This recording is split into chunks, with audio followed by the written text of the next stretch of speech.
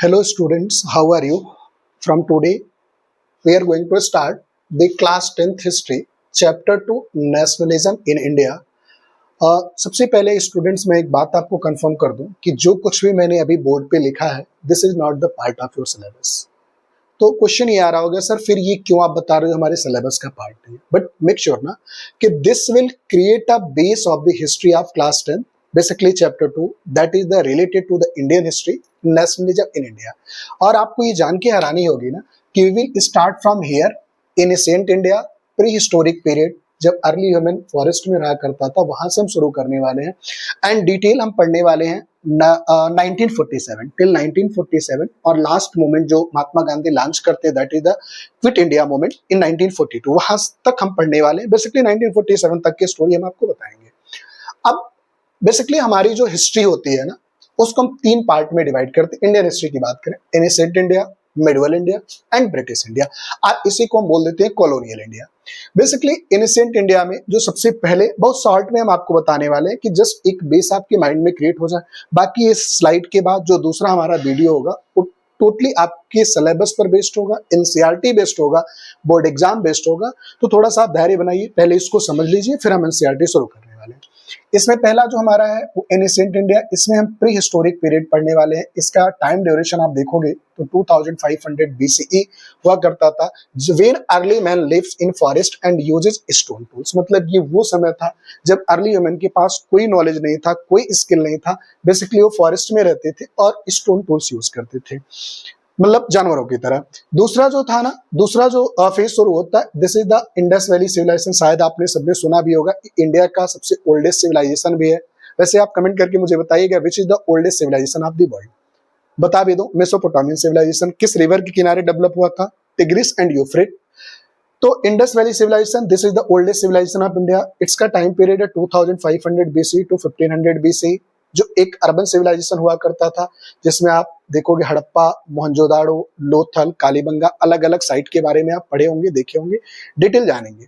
इसके बाद शुरू होता है वैदिक पीरियड, जिसकी शुरुआत होती है 1500 BCE से लेकर 600 BCE तक, जब हमारे इंडिया में आर्यंस आए थे. और ये वही टाइम पीरियड था ना स्टूडेंट्स जब हमारे इंडिया में वेदास कंपोज्ड हुए थे. Might be you know how many Vedas are there. There are 4 Vedas, Rigveda, Samaveda, Yajurveda and Atharvaveda.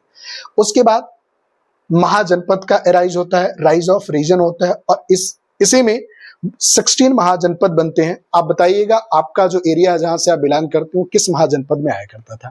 इसी में जैनिज्म और बुद्धिज्म फाउंड होता है, बनता है, ठीक है, यानी जैनिज्म और बुद्धिज्म का कंसेप्ट आता है.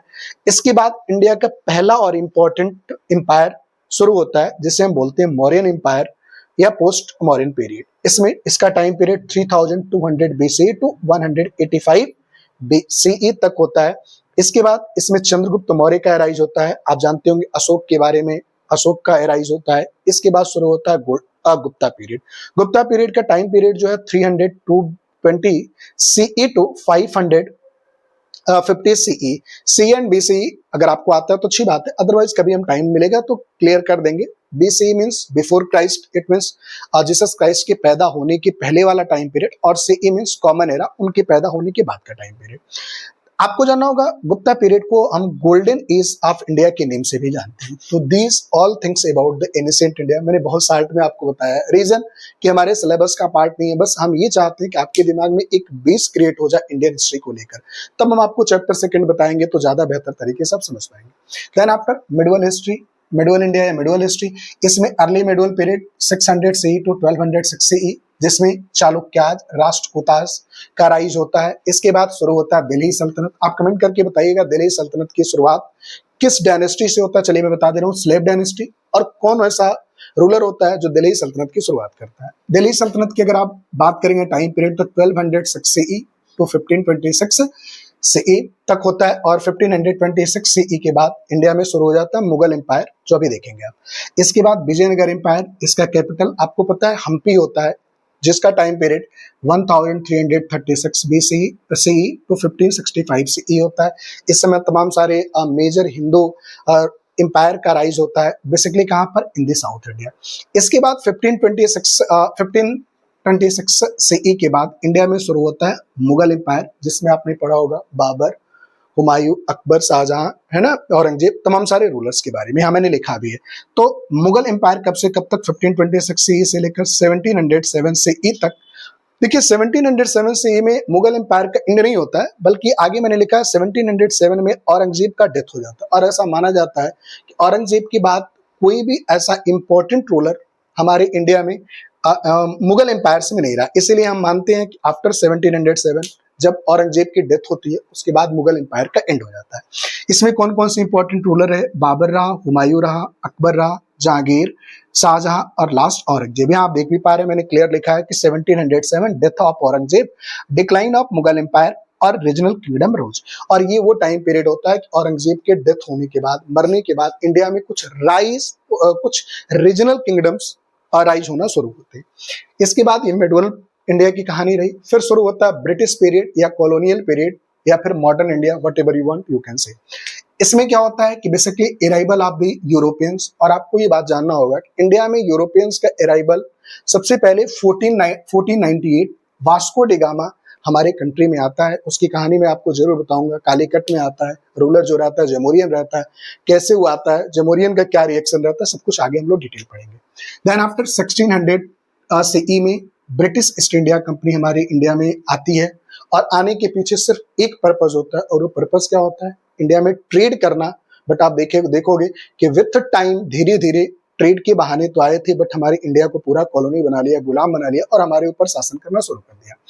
देन आफ्टर देख पा रहे हैं establishment of the British rule in India, और 1700 अब इंडिया में जब अपना रूल स्टेब्लिश करने लगे ना, तो इन लोगों ने कई सारे वार किए, और वो उस वार के थ्रू ना अपने आप को काफी ज्यादा स्ट्रांग करना शुरू किया इंडिया में।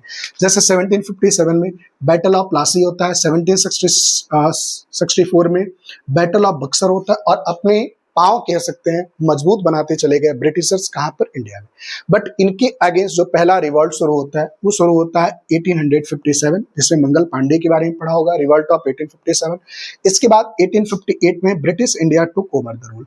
और आपको जानना होगा 1858 में ना, अब जहां पर ईस्ट इंडिया कंपनी हमारे इंडिया में रूल किया करती थी, तो 1858 के बाद हमारे इंडिया का जो रूल था वो अंडर चला गया किसके? तो ब्रिटिश इंडिया के। ब्रिटेन हमारे इंडिया के ऊपर रूल करना शुरू कर दिया। इसके बाद इंडियन नेशनल मूवमेंट शुरू होता है, जिसे हम इंडियन नेशनल मूवमेंट, जो कि 1858 से शुरू होता है और 1947 तक चलता है। बेसिकली इंडियन नेशनल मूवमेंट को हम दो पार्ट में डिवाइड करते हैं। एक अर्ली फेज मींस 1885 तक की जो कहानी होती, 1885 तक की जो कहानी होती, जबकि इंडियन नेशनल कांग्रेस बनता है। और अर्ली फेज में जनरली वो होता है ना कि when Mahatma Gandhi, before the Mahatma Gandhi return from India from the South Africa, Mahatma Gandhi की इंडिया आने से पहले की जो कहानी है ना, उसे हम अर्ली फेज में रखते हैं। दूसरा जो शुरू होता है वो होता है गांधीयन फेज, और गांधीयन फेज शुरू होता है कि 1915 में Mahatma Gandhi return India from the South Africa, और उसके बाद इंडियन नेशनल मूवमेंट में एक नया दौर शुरू होता है, और उसे हम बोलते हैं गांधीयन फेज। आपको ये बात क्लियर मैं बता दूं कि हमारे सिलेबस की जो स्टोरी है ना, वो 1915 से शुरू होने वाली है, कि 1915 में महात्मा गांधी जब इंडिया आते हैं, कौन कौन से मेजर मूवमेंट करते हैं, ठीक है, जैसे चंपारण मूवमेंट है ना, अहमदाबाद मूवमेंट, ये कौन कौन सा मूवमेंट करते हैं, कौन कौन से मेजर मूवमेंट लॉन्च करते हैं, जिसमें आपको दो मूवमेंट बहुत डिटेल आपको मैं पढ़ाऊंगा, एक नॉन कोऑपरेशन मूवमेंट, दूसरा सिविल डिसोबीडियंस मूवमेंट, और छोटा सा आपके सिलेबस में एनसीईआरटी में दिया हुआ है क्विट इंडिया मूवमेंट। तो डोंट वरी, ये आप देख लीजिए, पढ़ लीजिए, समझ लीजिए, एंड मेक श्योर यहाँ से आपके एग्जाम में कोई क्वेश्चन आने वाला नहीं है। जो दूसरा वीडियो हम आपको बताएंगे दूसरे स्लाइड में, जो एनसीईआरटी बेस्ड हम बताएंगे, वहां से क्वेश्चन पूछे जाएंगे, और हम लोग कहानी शुरू करने वाले हैं 1915 महात्मा गांधी इंडिया में जब आते हैं। Thank you so much.